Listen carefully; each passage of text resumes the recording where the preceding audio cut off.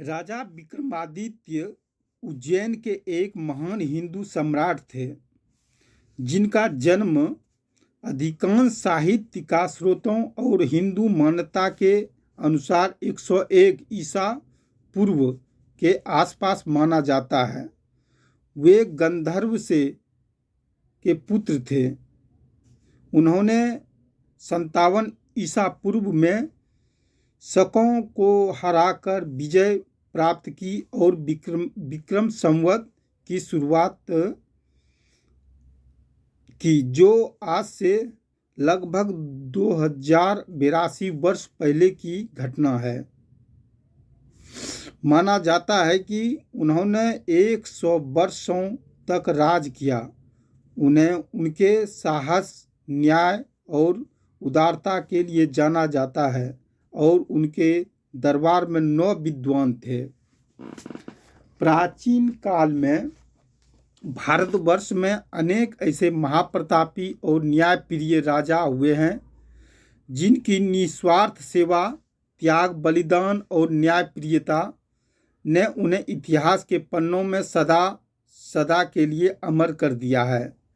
ऐसे ही एक आदर्शवादी, नीति निपुण, धर्मपरायण एवं न्यायप्रिय राजा विक्रमादित्य हुए हैं, जिनकी न्यायप्रियता और नीति निपुणता से प्रसन्न होकर देवताओं ने उन्हें एक ऐसा भव्य सिंहासन भेंट किया जिसमें 32 पुतलियों का निवास था तथा जो हीरे जवाहरात, मणिक्यों से जड़ित था। ऐसे भव्य सिंहासन पर आसीन होने वाले के अंदर ऐसे गुण होने चाहिए थे जो महाराजा विक्रमादित्य में थे।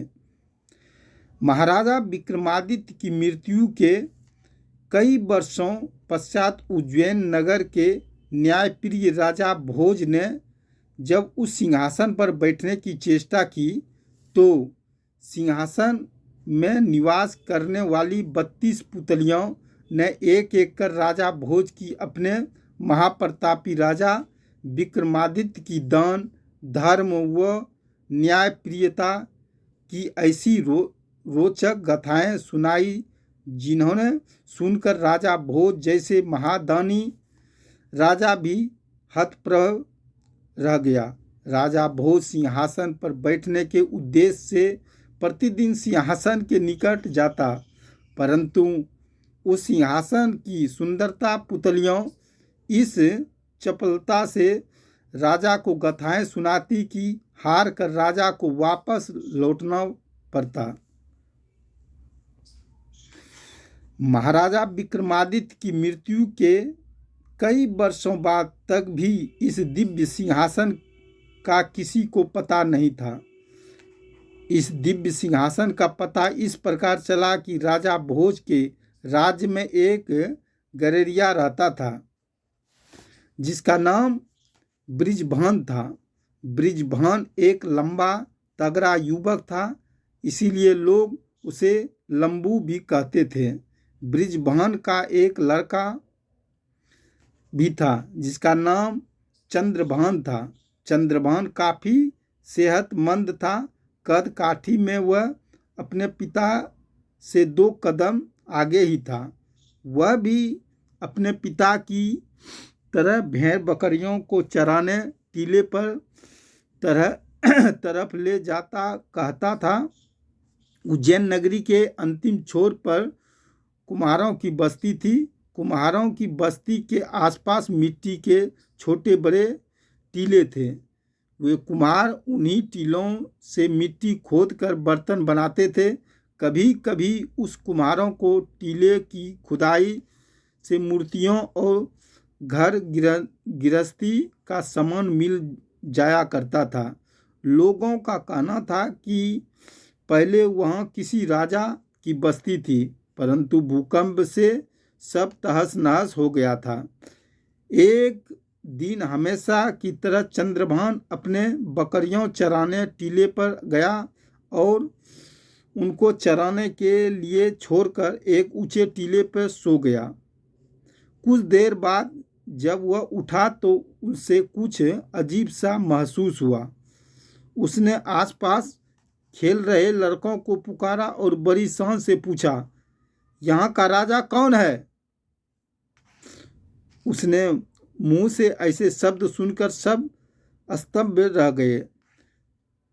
चंद्र भाई, यह तुम कैसी बाकी बाकी बातें कर रहे हो? अपने राजा का नाम भी तुम भूल गए? हमारे महाराजा का नाम राजा भोज है, एक लड़के ने कहा।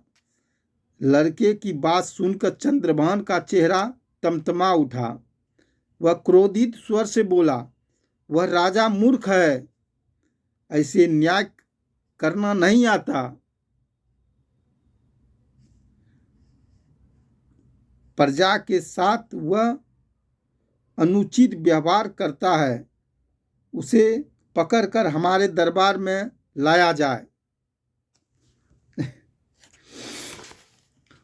उसकी ऐसी बातें सुनकर सभी लड़के डर के मारे वहां से भाग खड़े हुए कि कहीं राजा भोज के सैनिक चंद्रभान को ऐसा कहते और उन्हें ऐसा सुनते हुए बंदी न बना ले।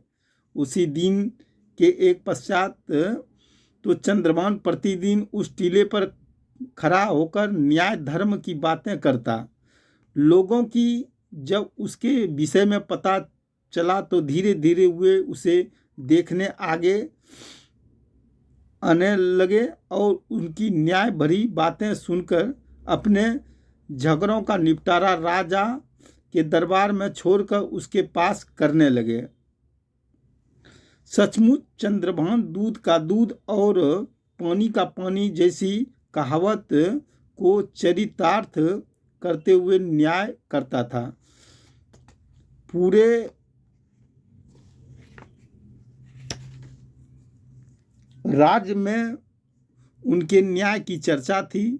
एक दिन एक ब्राह्मण राजा के पास न्याय मांगने गया, परंतु वह राजा के न्याय से संतुष्ट न हुआ और बोला, महाराज, मैं आपके न्याय से सहमत नहीं हूँ। मैं तो बृजभान गररिये के बेटे चंद्रभान से न्याय करवाने जा रहा था,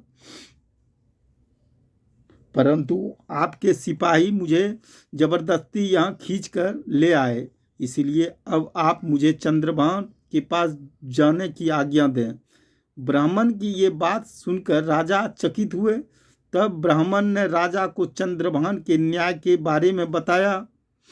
राजा भोज को भी चंद्रभान का न्याय देखने की इच्छा हुई। वे भी ब्राह्मण के साथ वेश बदलकर टीले की तरफ चल पड़े। चंद्रभान ने बड़े ही सूझबूझ के साथ ब्राह्मण को न्याय दिलवा दिया। उसका न्याय करने का ढंग राजा भोज को बहुत अच्छा लगा। तब राजा भोज ने उसे अपना असली परिचय दिया। परिचय सुनकर चंद्रभान घबरा गया, परंतु राजा ने उसे सांत्वना दी। फिर पूछा, तुम इतना सटीक न्याय कैसे करते हो? महाराज, यह सब इस टीले का करामत है। मैं जब भी इस टीले पर आकर बैठता हूँ तो मुझ में न जाने कौन सी अनजानी शक्ति आ जाती है। चंद्रभान ने सकुचाते हुए कहा। राजा भोज ने काफ़ी सोच विचार करने के बाद राजा ज्योतिषियों के विचार विमर्श किया। अंततः यह निर्णय लिया गया कि टीले के नीचे अवश्य ही कोई करामती शक्ति है, इसलिए इसे खुदवाकर देखा जाए। इस तरह खुदाई के पश्चात राजा भोज को उस दिव्य सिंहासन के दर्शन हुए। पूजन अर्चन के पश्चात उस भव्य सिंहासन को राजसभा में स्थापित किया गया और उस पर बैठने के लिए शुभ मुहूर्त देखा गया। शुभ घड़ी पर राजा जैसे ही सिंहासन पर आसीन होने के लिए खड़े तो आरंभ हुआ उस 32 पुतलियों का एक एक कर आना और राजा भोज को अपने भूतपूर्व राजा की गाथाएं सुनाना। ऐसी गाथाएं जो न्याय, त्याग, परोपकार, राजनीति और धर्म के मार्ग पर निरंतर चलते रहने के लिए प्रेरित करती है। प्रस्तुत सिंहा